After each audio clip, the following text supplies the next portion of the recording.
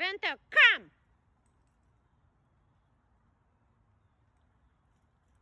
Good boy, come! Here's the very important exercise that we do in front of every door for impulse control. And Vento has an issue with sitting on wet grass. I can make him do it, but I know you won't, so it's kind of meaningless. He sits, but just not on wet grass. So he will stand, no reason to make a fuss, but he will not storm through. And you know he wants to go because this is where he gets to run. That's the last one. So here we go. Let's see how this is gonna go. Wait. You know he wants. No! Wait! Good. Good, wait. And then not till I say the magic word. Okay! And now he goes. So you have to do this in front of every single door, every time you go for a while. Eventually, and he's already doing it, he's gonna just sit on his own and wait. And this is not just to storm through the doors. This is not just to stop him from banging on doors. This is something that really this dog needs the most of all dogs. It helps him get stable and sort of in balance. It just enforces that there are rules in life. There are things that where he wants to go, he has to control himself. He learned how to focus and how to balance that nervous energy, right? And to stay in calm, he contains himself. That's called impulse control. So those exercises are very, very, very important for his mental well-being. Now we're gonna do the recall, but I'm gonna try to record myself so you see how this really works. Pay attention. I'm gonna say the word for the recall, and I'm going to hit the pager button. Right now he works on the pager most of the time, but like we spoke about this, under destruction, sometimes I have to go to level 13 to 20 for now. And eventually dogs learn to get used to it, so that's why it has 100 levels, right? It doesn't mean you have to keep jumping, but it means that little by little, right? If you need to adjust it, don't be afraid to dial it up a little bit. It's not gonna hurt the dog. It's just the dog's threshold becomes higher and higher. So I'm gonna say the word and I'm gonna hit it, and if he doesn't come, I'm gonna keep hitting the pager maybe 2 more times. After that, I'm gonna hit his level 13 right now. But as I say come, I back up, and the moment he looks at me in my direction, I stop.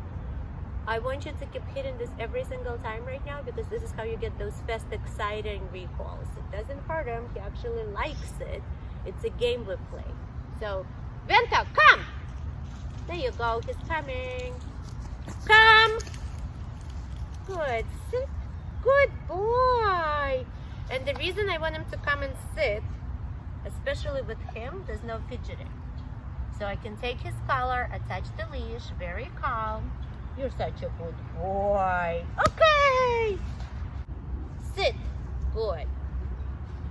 So, again, it's wet grass, it's hard for him.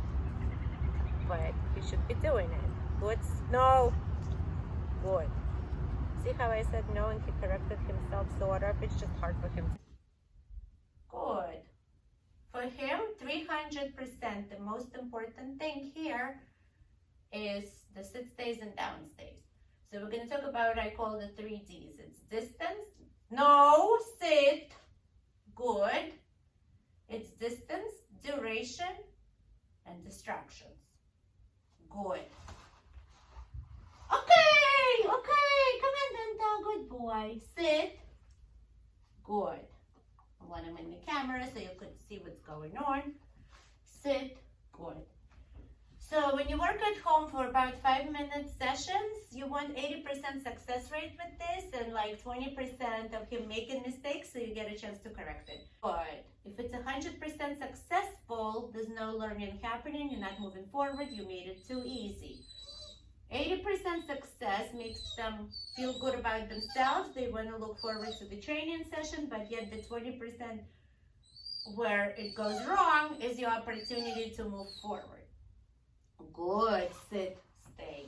So if we're talking about And in distance, the duration will be shorter and there'll be no distractions. Okay, good boy. Yes, good boy. If we talk about duration, we're gonna stay closer to him and keep him on the leash. Vento, come. Come. Good boy. Sit. Good. Right, so as we're talking, I'm gonna stay right here. Good. I'm gonna probably give him a little more cheese just to hold him in here. And no, sit. Good. Learning just happened. I don't use this. I use the verbal. He corrected himself. I said sit. Good. So those are the commands he knows, right? Quiet. Good. This whining is all nervous energy. The less you let him get away with it, the faster it'll disappear, kind of, right? If you just ignore it and let him do it, it escalates. Quiet. Good. So all those things like pacing, whining, those are all, they come in, no, sit. That comes from his nervous energy. Sit. And I know you're trying hard to exercise them more and it helps a little bit, but the best way to do it is to exercise, to cap the behavior, right? To show him what's right, and it kind of, the bad behavior goes away eventually because dogs are creatures of habit. Now, practice doesn't make it perfect. Good practice makes it perfect. So your job will be to build up habits with this, but if you let him get away with things, he's going to learn to get away with things. If you let him practice the right way and follow the rules that he learned, it's all going to be really, really good. So here was the long duration. I'm going to say, good, stay. And as you see, I'm working him off leash. At this point, like there'll be more distractions added. I recommend for you to always have a leash on him just so it's easier, right? For a new handler to correct the dog than to react with this. And I also don't like using the e-collar on the stays because I want the dog to feel comfortable. So the leash offers more guidance. I'm doing this to prove him for you so you don't have to. Good boy. Okay, good boy. Good, Vento. Ready? Down. Good, down. Good. Down, stay. So one other thing I want to talk about is variable reinforcement with rewards training. And here it's very simple. If you think about it as going to the casino and playing on the slot machine, if you keep hitting that dial and you never get rewarded, you're going to get annoyed, you're going to get frustrated, and you're going to walk away and not want to play that game at all. Go down, stay. Now, on the other hand, if you go, you hit it, you win. You hit it, it's jackpot. You hit it, it's jackpot. What happens? You get bored. You get like, oh, I got to keep hitting it. No! Down. Down. Come. Good. Ready? Down. No. Down. Down. Down. No. Ready? Down. Down. Good. Down. Down. Down. Down. Stay. So it's like you gotta keep hitting it and hitting it and hitting it. And it's almost like a job, and eventually it's like, okay, so I got more coins or I got a couple more dollars, but it's like, oh, this is boring. So the whole concept of this is same as here. Make it unpredictable, make it different, vary it, make it fun, right? So he never knows when he's gonna get it and if he's gonna get it or not, but it makes it the anticipation so much more. It builds up excitement towards training, it builds up the drive for it.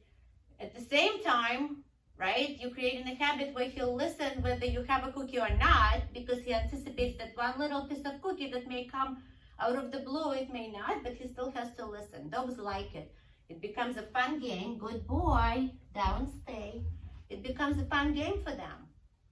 So remember this when you're practicing, keep it in mind. Down, stay. Now I'm going to add distance, but I'm keeping an eye on him. Good. So by adding distance, I'm not going to keep talking. Good, down, stay. I'm going to reward. Right, now I'm going back to the same distance and I'm gonna add a few more seconds of duration. Right now, this is a long session for him. You don't even have to go that long at home because you'll be practicing, but I want you to see like the good and the bad so you really see how I do it. So it's part of the lesson. It's not just the before and after perfect picture. It's more like this is how the training works. So it's a live session here. Good boy, you've been good. So I come back and I release. Okay! And my okay is very, very like, I make it obvious. So they really know when this exercise is over. Or any exercise, I should say. They know when it's over and they're free to go. Okay, so we're gonna make a healing video. Sit. I know he hates the wet, but it's gonna rain for the next 3 days. Sit. Good boy. I know it's hard, but the idea of this is he has to sit by the left leg because that's how he knows the position. So I'm gonna keep this sitting short and easy for him. Let me demonstrate this walking. Heel.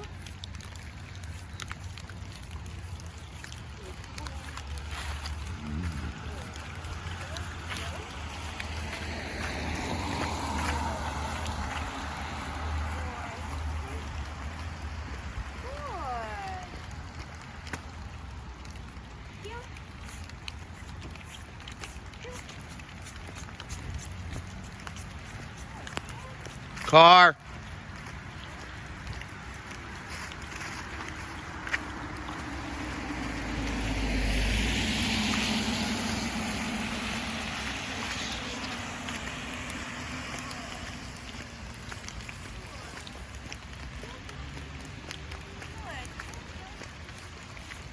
Good. Sit. Good. So as you see, he's not chasing cars. Sit.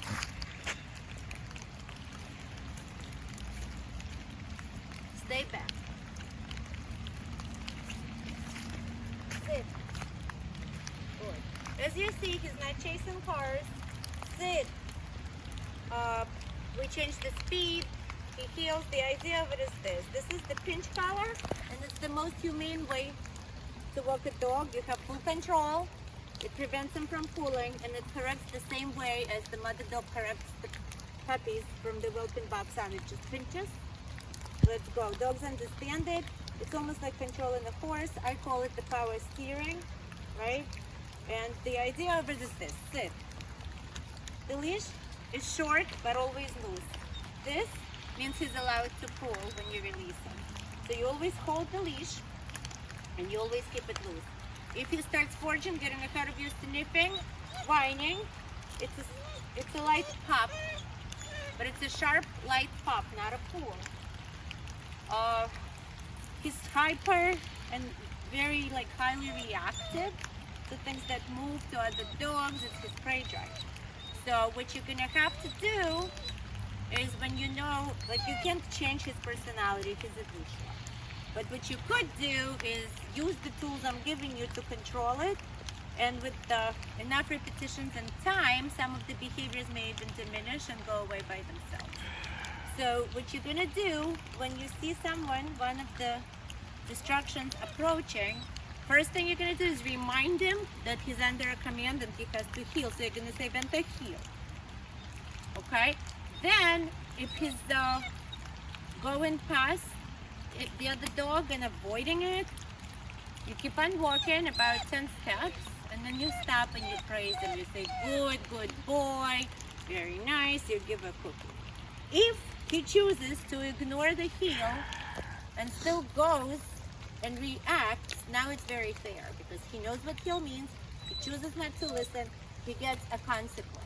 And it should be a strong one. So you're going to say, no, correction, heel. It could be with the leash. It could be with the leash and the pager. So it's important you do this each time. And it's important, you don't look for one same dog, same distraction, because they learn quickly. Move your finger. They learn quickly, but they also learn quickly with the bad. So one more time. Heel. Good.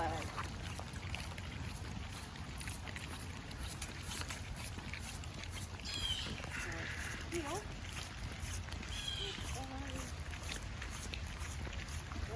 Heel. heel. Good. Good boy. Good. Vento heel.